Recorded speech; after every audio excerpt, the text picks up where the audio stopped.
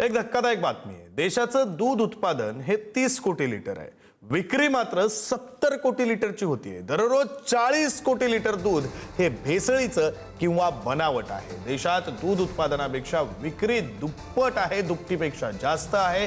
दुधात युरिया, साखर, सोड्याची भेसळ होते अशी शक्यता आहे, अशी भीती आहे। भेसळयुक्त दूध आरोग्यासाठी धोकादायक आहे, तर देशामध्ये दररोज सुमारे 30 ते 35 कोटी लिटर दूध उत्पादन होत असताना तब्बल 70 कोटी लिटर दुधाची विक्री होते।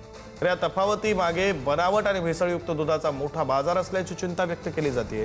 दुधामध्ये पाणी, साखर, युरिया, कपडे धुण्याचा सोडा यासारख्या घातक पदार्थांची भेसळ होत असल्यानं नागरिकांच्या आरोग्यावर गंभीर परिणाम होण्याचा इशारा देण्यात येतो।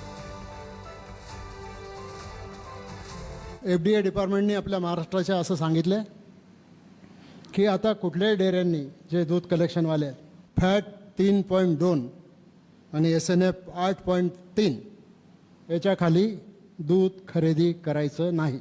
शेतकरी या दर्जाचं दूध घालू शकतो का? आदिवासी भागातला दूध उत्पादक शेतकरी या दर्जाचं दूध घालू शकतो का? मग त्या कंपन्यांवर जबाबदारी टाकली की या दर्जाचं दूध नसेल तर तुम्ही त्याची विल्हेवाट लावायची नाही, तुम्ही ते परत करायचं। आणि आता ते दूध जर परत केलं, आपोआप दुधाचं संकलन कमी होईल। आणि दुधाचं संकलन एकदा कमी झालं की मग दुधाचे भाव वाढतील।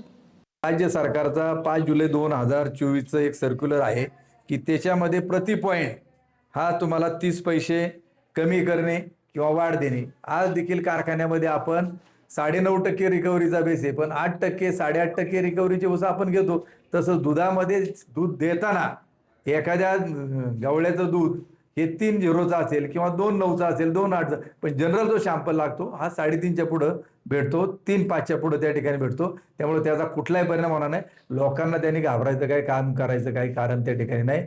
त्यामुळे गवळ्यांनी आपला जो धंदा आहे चांगल्या प्रकारचं दूध आपण क्वालिटीचं द्यावं, याचा काही परिणाम होणार नाही।